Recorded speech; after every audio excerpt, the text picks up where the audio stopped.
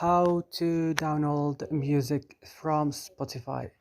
Hello everyone, wherever you are in this world, I'm going to show you how to do this. You just need to follow and watch this video till the end.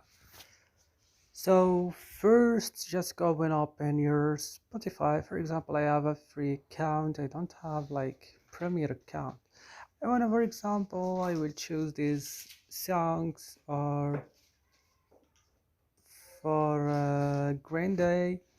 Click on it. Do you have the No. And I will click here on this three line, and for example I will do it to another songs. For example, this I would just come here on this three line and click download.